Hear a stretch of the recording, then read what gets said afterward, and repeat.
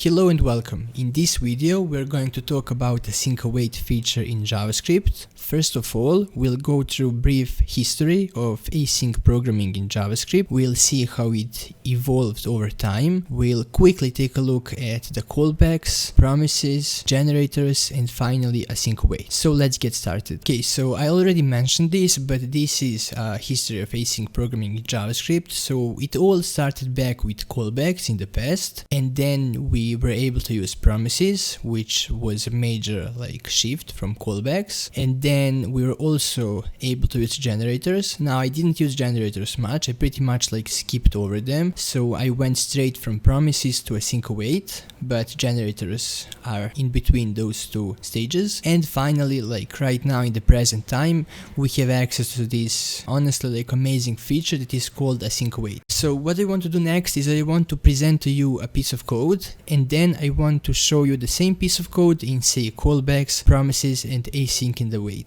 For the generators, I honestly wouldn't want to show you that because I personally don't have a lot of experience using generators, so I don't want to show you something that maybe I badly written. So I'm going to skip over the generators. So let me show you that. And here it is. So this is the callback example. Now I really didn't want to create the most complex callback example ever, but trust me that this isn't the worst that you can see. It can get much more uglier than this is right now. So what we have here is a function that is supposed to be an endpoint handler. So for example, let's say you were building some sort of a website, and this handle over here will receive requests from the client. For example, the browser sending requests to the server, and this response object is what you can use to actually write back something to the client, for example to the user browsing your website. So now what we have in this example is we are talking with a database, and let's say we have a table or say a collection of users, and we want to find a particular user that will be sent to us via this request. So we want to call this function user.findById and simply pass this request.userId property. But now this function is async one. We don't know how many milliseconds it is going to actually run for, so we need to do this in async manner, because otherwise we're going to block the code, and given that JavaScript is single-threaded language, that wouldn't really work. So now we call this function, and what we do then is we actually pass it as a second argument a totally different function that will get called once this operation finishes. So we say here okay, you go on database and try to find me this particular user, and when you do that, then and only then you call this function that we passed over here. And pretty much everything starting at this line over here and ending over here is the function that we pass to that function over there. Now what this allows us to do is say after this, say on the next line over here, we can maybe do something like console.log, and whatever we do inside of that console.log, once this entire code gets executed, will be printed out before we see any of this, because this isn't done instantaneously. But anyway, you can see how it looks like. And when you pass a callback function, so this function over here is called a callback function, that's the reason why this pattern of programming is called callbacks after all. And when you provide a callback function, you should always provide error as a first argument. So then we can easily check if there is an error by first doing that. And only if there is no error, then we can move on and do something else. So in this example, if there were any errors, we would simply respond back to the client, pretty much forwarding that error to the client. Now you see that we have this other argument called user, and what's going to happen is this function over here, user.findById, in case there are no errors and in case it is able to find that particular user, it will send that user to this callback function, and it will be stored in this variable called user. So now we have access to this user in this callback function from here to here by referencing this user variable. So now what we want to do is that user variable is going to have a property called tasks ID, and pretty much in the same manner, let's say that we want to get access to those tasks. So we again like query the database for those tasks given by that ID. So we do pretty much the same thing, and then again we supply the callback function again with error as a first argument and now tasks as a second argument, and then we again simply check, and if there were any errors we simply want to respond back to the client with those errors, and if that wasn't the case we want to do something with those tasks instead. So what we want to do is, for example, like imagine that tasks had a property called completed that is a boolean type, and we simply want to change that to be to true. So now once we actually modified that row or document in our database, we then want to save those tasks, and saving the tasks is again async operation because it is not done instantaneously.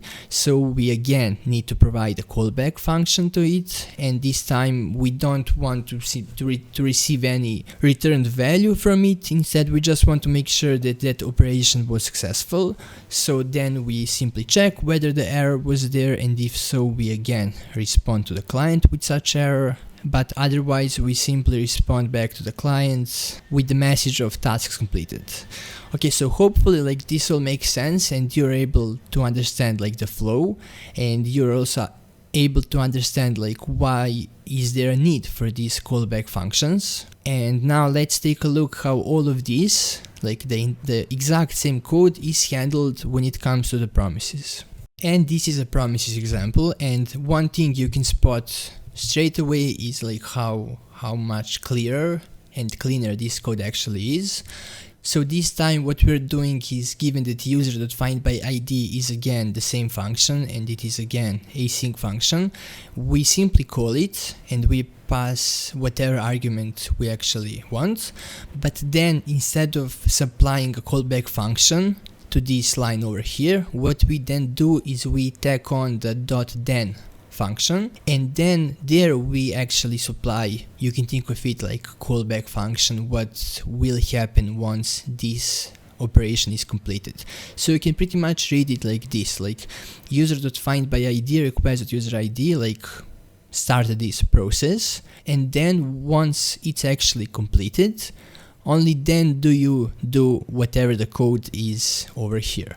So when that's done, we can then get a handle on that user subject, and then we can do something.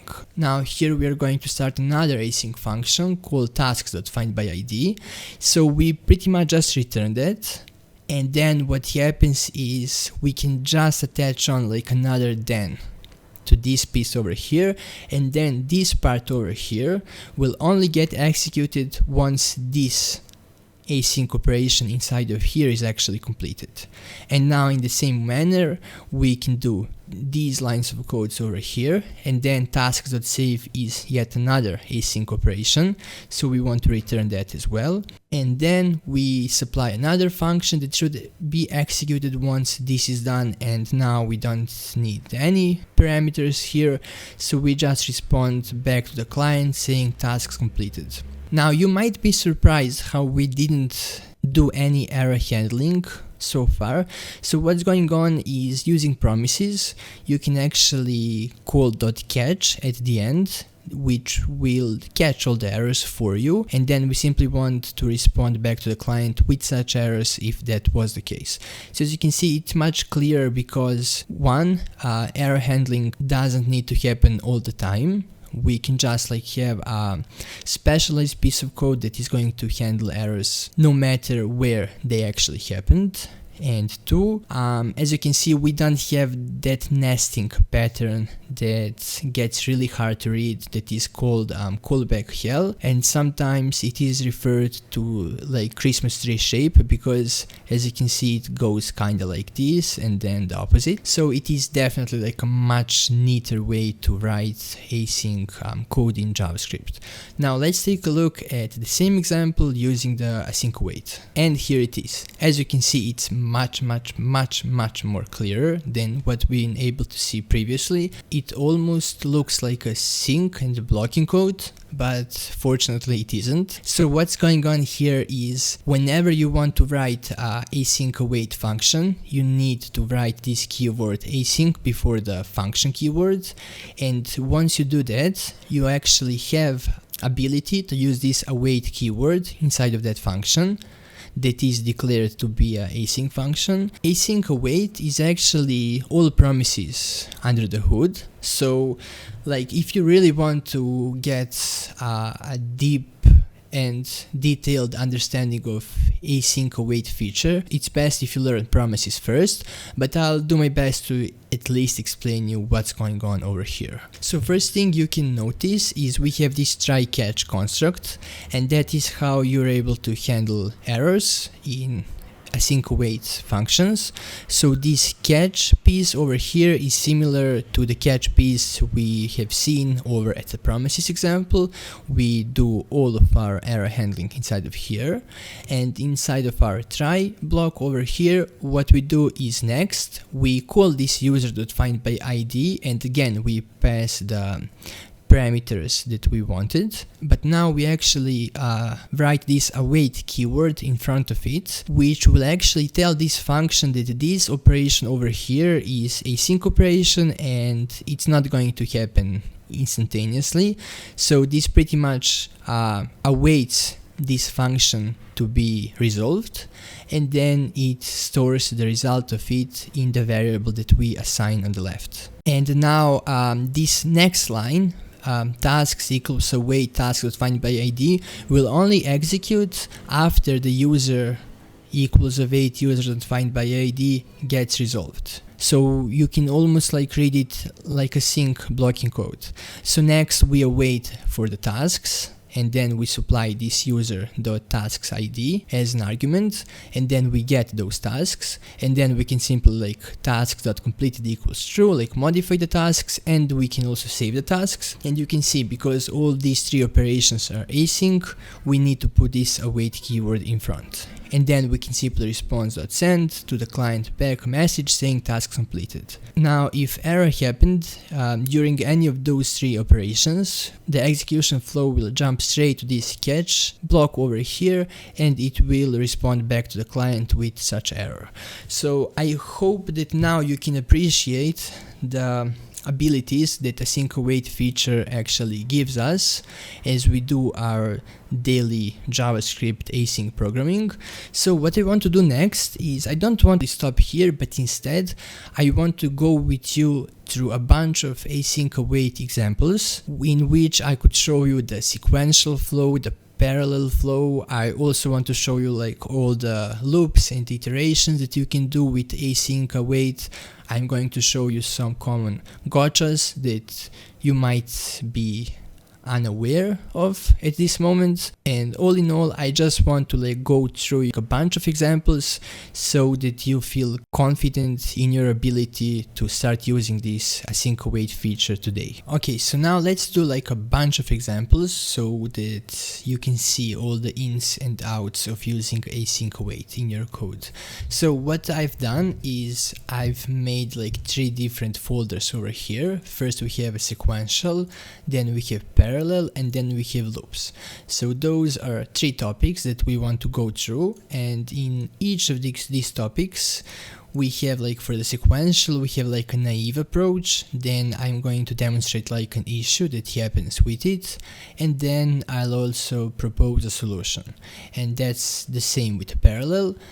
And then for the loops, I'm just going to like go over like the different types of iterations that you can go with using async await, and explain like what you can do and what you can't do. So let's get started with the sequential project example, and let's go in this naive approach. So we have 2 files that we care about. We have a main.js and we have a processes.js. So if I open main.js file, you see that we simply get a handle on those 2 two processes that we actually have inside of that processes file. And the whole idea about this small project is that we have two processes that are async and that we want to run them sequentially. So now, like in that example that I've shown you in the slides, we have this function main that gets called over here, and then we attach this async keyword in front of this function keyword, and then we do all sort of things inside of here. So what we do is we await for those two processes, and then what we want to do is we want to store their values in these two variables over here, and then simply when all of this is done, we want to use the console.log to actually print out to the terminal the values that we got from those two processes. And then this console.log is simply for like formatting purposes. And we also call this console.time and console.timeEnd functions, which will tell us how long the function has been running for in milliseconds. And if there are any errors, we simply console.error them again to our terminal over here. So now let's take a look in this process.js file and see what's in there. So over here we just export two functions that are also async ones, and in them we simply like output that process has started. We again use time and timeEnd to show to the terminal how long this particular function has been running for, and likewise for this second one. And then we kind of fake this operation by simply waiting 5000 milliseconds. And for this wait function, I'm actually using set timeout, but because set timeout is expecting a callback, we're actually using this Promisify function from the util package in Node.js, which will actually turn this set timeout into a promise based function that we can use inside of our async code. So remember, like the async is pretty much like promises with a different interface that we can interact with. So we can't really use callback functions inside of our async function. All of that needs to be promises. That's the reason behind this. And I didn't tell this before, but I'm using Node for this because it's much easier for me to using all sort of things like this that are already built in. But you can of course learn async await and use it for like everything that you do inside of JavaScript, be it backend, be it frontend, your choice. So hopefully like this is making sense. Like this is really simple, fake, made-up example, and when both those processes are finished, we simply return some value. For example, process 01 is going to return this process 01 dash value string, and process 02 is going to return this value instead. So now let's actually run this and see what's happening. So I'm going to use my terminal. Let me just bring it up a bit. And then I'm going to navigate to that directory and to that subdirectory. And then I'm going to execute node and then main.js as an entry point. So as you can see, process 01 started and it is taking some time. And then it says process 01 ended and it took roughly 5000 milliseconds. Then the process 02 started and then the process 02 ended, and that one took 3000 milliseconds. And then we see that process 01 returned back to us this value, and likewise for the second process. And then we can see that the total running time for this entire example is 8000 and so milliseconds. And that makes sense because when you take a look here, this one takes 5000 milliseconds roughly and this 3000, so that totally adds up.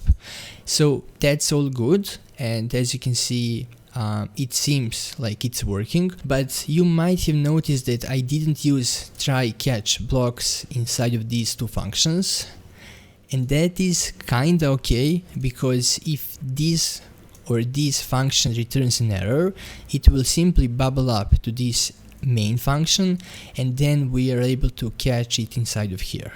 So that's good, but we'll see like what bad can happen in doing so in our next example. And now I'll navigate to our second example and show you the changes. So if I open this file, main.js over here and I close the other one so I don't get confused, we have the same code in our main.js file over here, and our process.js file is also the same, but we did add this throw new error line in this process01 function. So the process01 is going to actually throw an error once run, and we'll see how it affects everything over here. So let me quickly navigate to that directory and let's see what happens when I run it. So I'm going to type node main.js, and as you can see, process01 started, and then we get this error over here that process01 failed. So what happened is this code started going sequentially. It came to this point over here. Then the process01 threw an error, and then the execution flow jumped straight from this line to the catch block over here.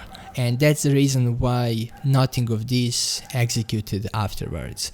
So if you have multiple processes that you want to await sequentially, this wouldn't really work, because as soon as one process were to return an error, the rest of them wouldn't get executed. Now, sometimes this is really good, because maybe if this process failed, you just want to exit everything, and then you can use this approach. But if you really don't care if this process01 throws an error or not, and you simply want to get as much value as you can from the other processes, then this wouldn't work for you.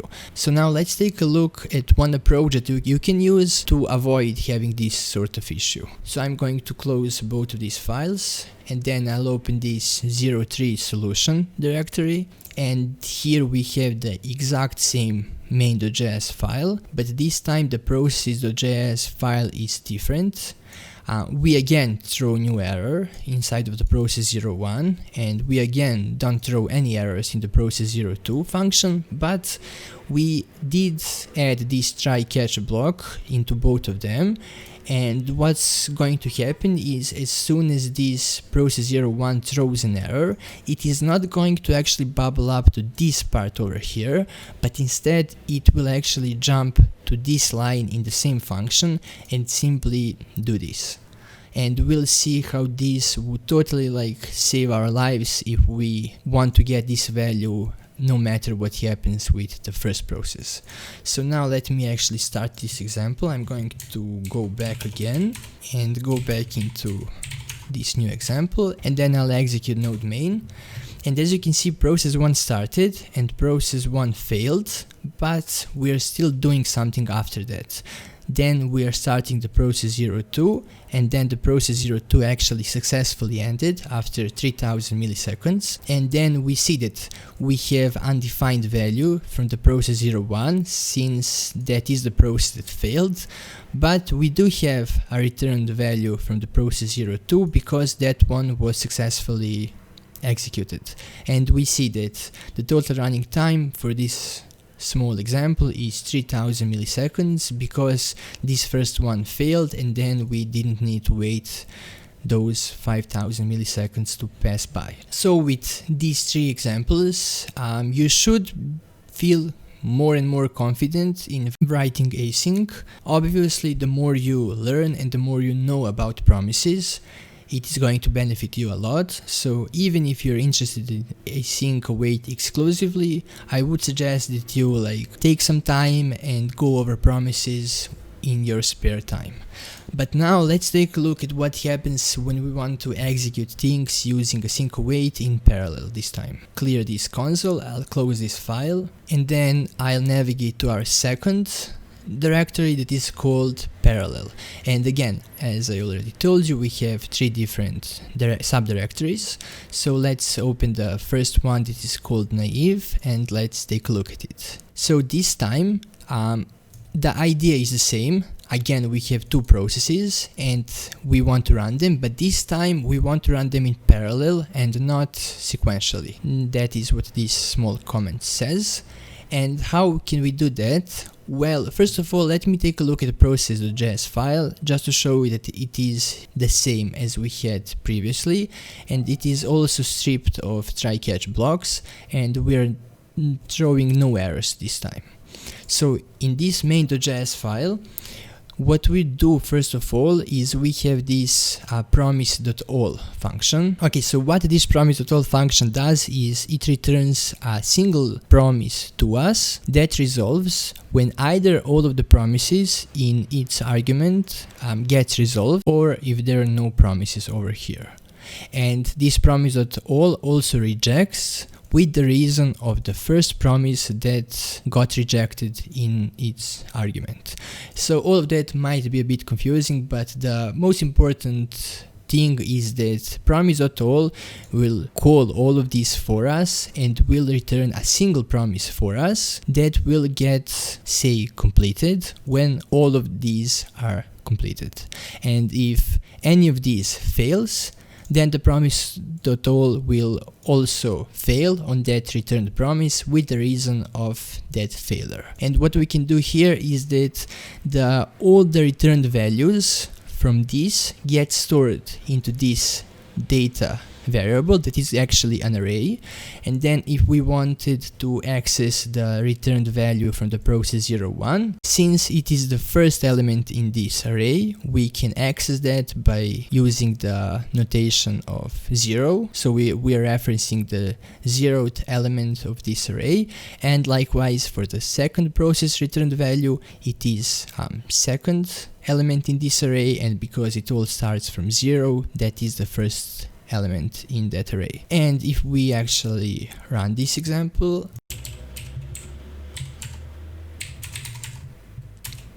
and if I run it, we'll see that both processes this time started straight away.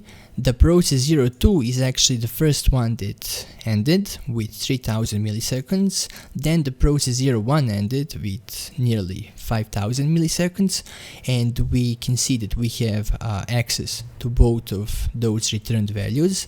And really importantly, this time we see that the total running time of this example is 5000 milliseconds, and it is not 8000 milliseconds like it was earlier, because like we have those two operations, and the operation 01 is the longest one, so the running time is pretty much going to equal the longest operation that we are running, because the other operations are going to be completed by that time.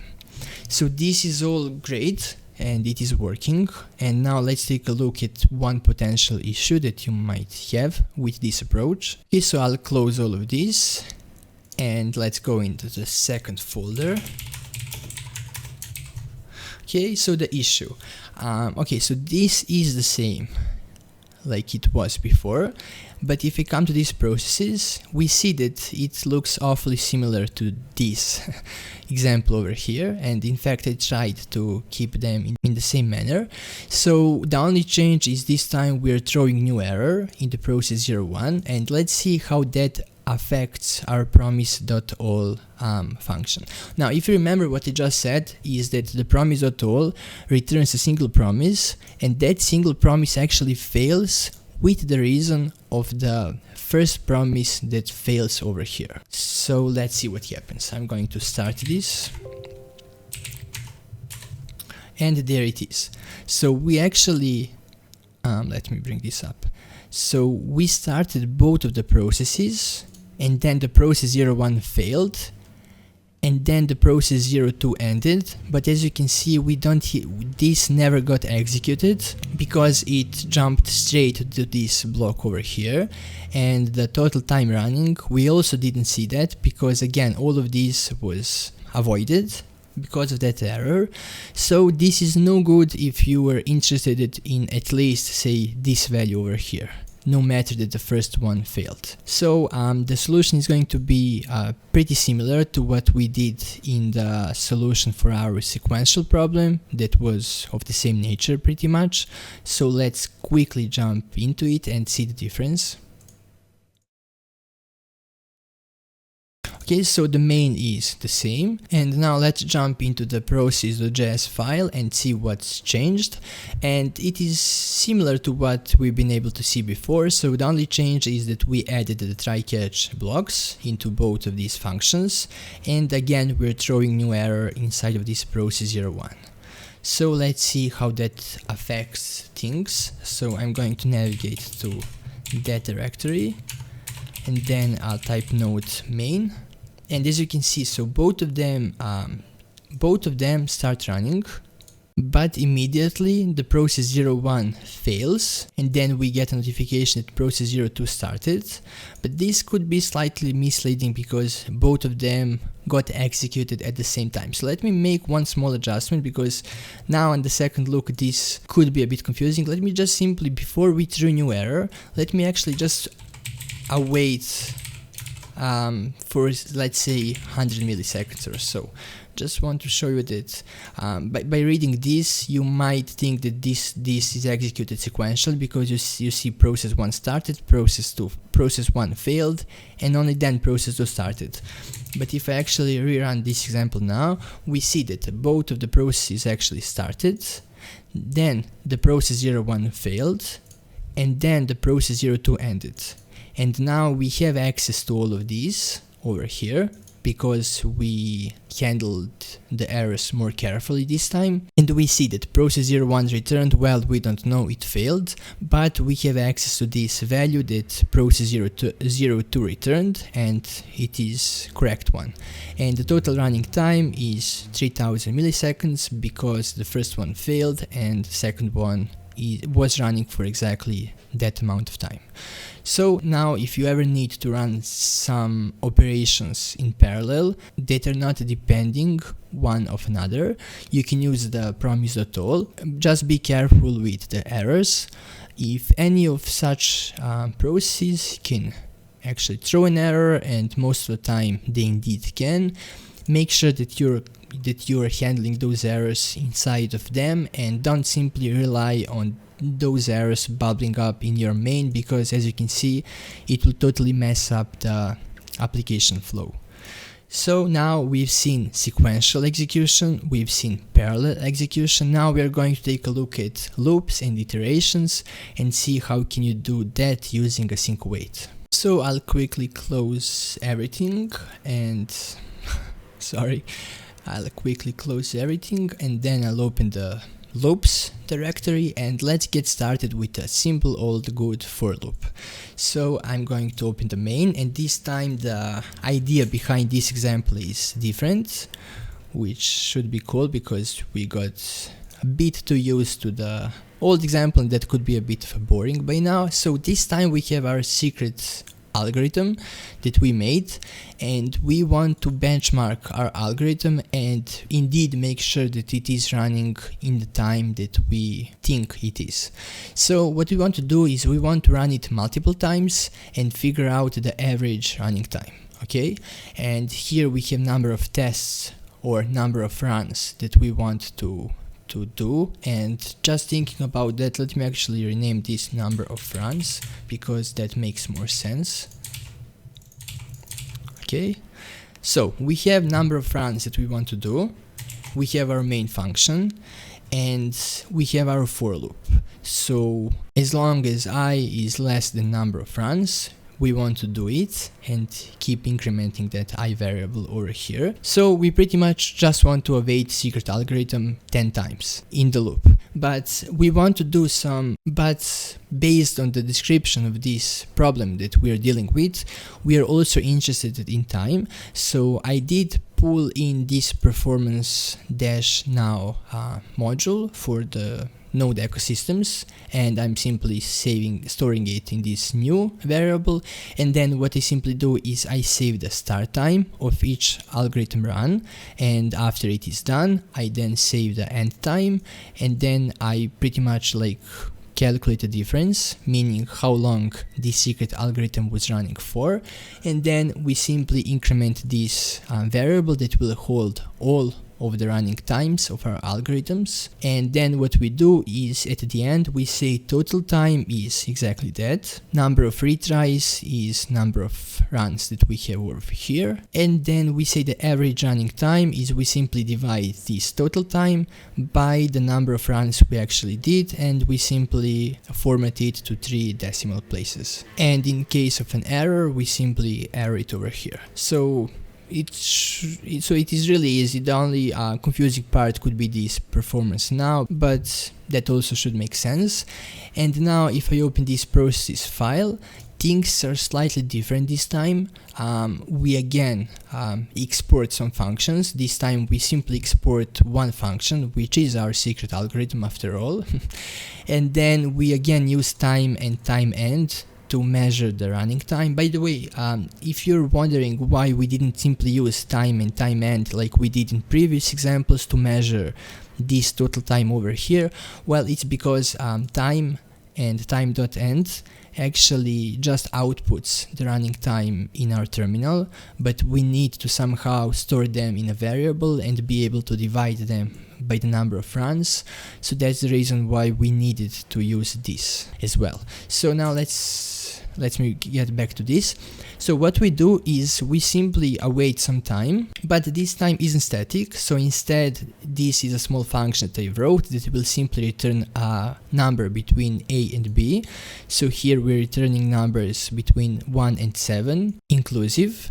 So both 1 and 7 could happen, and then we simply multiply that number with 100, and that's how we get our milliseconds that this secret algorithm should wait for. So it's really simple, and it is all like just made up for this example. But now let me run this and let's see what happens. So I'm going to navigate to 0, 3 loops and then 0, 1. Okay, and now if I execute that example, we see multiple secret algorithm runs over here. In fact, there are 10 of them. We then see that the total running time, so all of these values combined together, is 5000 and nearly 300 milliseconds. We then see that we had 10 retries, and once we divide this by 10, we see that our secret algorithm is running for roughly 500 milliseconds on average. So this is one example in which you can use simple old good for loop, and you can see how the regular for loop plays really nicely with await. We didn't do any new stuff really, we simply awaited whatever we wanted inside of our for loop and everything was well. So now let's take a look at the forEach, which I really like, and I made a video about it in my ES6 series, and let's see what happens when we use it instead of this for loop. So I'll close both of those files and let me open the main.js. Now for this example, I wanted to create a slightly different example so that I keep things interesting and fresh. So in this example, we're actually running a grid of power plants, and we want to somehow group them together in a single array and be able to quickly turn all of them on and off. So we have this power plant class over here, and let us first of all take a look at that. So if I open this power plant file, we see that this is a simple ES6 class that is called power plant. We have a constructor, and in that constructor we simply pass in an ID. Now ID could be anything, so that's just like the name that we'll assign to that power plant in particular. And then we have two async functions to this class. We have turn on and turn off, and what we are doing, we are simply outputting that, like turning on power plant and then the name that we gave it, and then we're using time and time end to actually measure how long this turning on operation took. And then we're using again the same await wait, and we're getting some random number and we're multiplying that by 200 milliseconds. And then we simply do this for to get a new line so that formatting is a bit prettier. Turn off function is exactly the same, we're just outputting different words to the console. Okay, so it's really easy to understand. And now inside of the main, what we're doing is we're creating a new array, new empty array of power plants. Then we are adding to that array a new power plant 5 times, and we are simply giving them an ID of 01, 02 through 05. And then what we want to do is really quickly to be able to turn all of them on and turn all of them off. So we use the forEach helper for our power plants array, and then we get access to every power plant in that array, and for each power plant in that array we want to await an operation of turning it on and turning it off. So let's see what happens. So I'll navigate to that folder and I'll type node main, and as you can see really quickly, something is really wrong and it's actually not even running. So it says syntax error, unexpected identifier, power plant, which is a bit weird because we kind of defined it over here, but the problem is simply that you can't use a wait keyword inside of your forEach. So if you wanted to use forEach with a wait, you unfortunately can't do it, but there are other ways that you can, and one solution to this problem is using the forOf. So we're going to take a look at that next. So let me close this file and let me open this next example, which is exactly the same, so I don't need to do any explaining. We again have the same situation, we again do the same things, we again have the same class over here. So the only difference is this time we're not using the forEach, but we are using the forOf, which is you simply start with a for keyword and then you write like the name that you want to reference each and every element of some array, and then you simply type array name. So for every power plant that will be in the power plants array, we do something, and now like this needs to match our array, but this over here you can call it simply x if you want it. This is just a new variable for you that is scoped for just this block of code, and then you can use it over here. So I'm going to undo that because this makes more sense, but just so you're aware, this is the same that you had over here, so you could call this one x as well. Okay, so now in this forOf example, you can see everything is the same, and simply let's run it and see if this works this time. So I'll go back and I'll go in the forOf example and I'll start that off, and as you can see it seems to be working. So we are turning on power plants, so we turned on power plant 01, 02, 03, 04, 05, and all of that worked. And then we proceeded to turn all of them off with this piece of code over here, and we turned them all off. So this is example how you can use the forOf and how you can't use the forEach. So that should be main takeaway from these two examples over here. And now for the final example, let's take a look at the while loop. So I'm going to close both of these files and I'll navigate here. So this time we're back again in our benchmarking example. So we're benchmarking our algorithm again. Let me simply rename it like I did in the previous. Okay. In the previous example, so we have really similar, so the secret algorithm is the same, so I don't need to do any explanation over here, but the main is a bit different. I mean, I made it so that we really want to use while, just so that I can demonstrate while loop. So what I did is we have this retries variable that is equal to 0, and we have total time which is equal to 0, and then we simply repeat this piece of code over here while the number of retries are less than the number of runs. So this over here will run 10 times, and then again we store the time before running algorithm, we store the time after running the algorithm, and then we save the difference in this variable over here.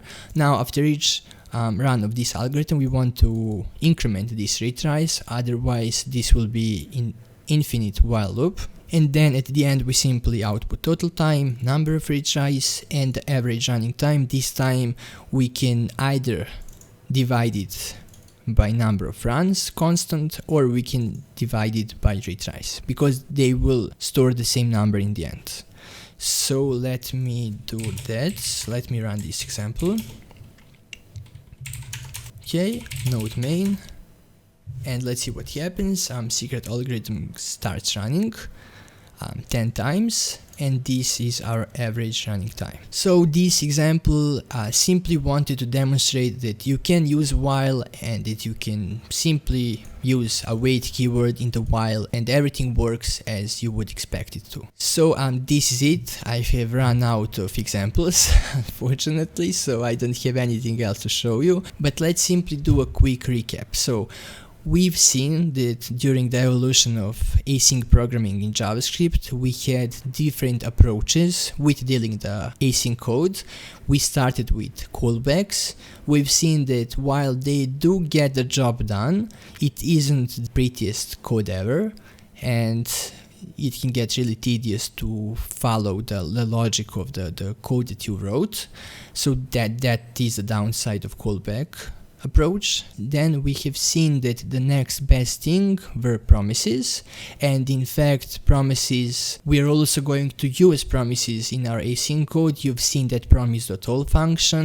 You've seen that if you have some legacy code or simply the module that you're using is implementing the callback interface, meaning it is expecting you to pass in a callback function, you can't really use it directly in your async function, but what you can do is turn that function into a promise, and then you can use it with the await keyword. So promises are really important. They are what allowed the async to actually function. So be sure to study on promises. Then I briefly mentioned generators. Now I don't really have much experience using generators, so I didn't want to rush in and create some examples because I don't think it's really necessary given that we have access to async await nowadays.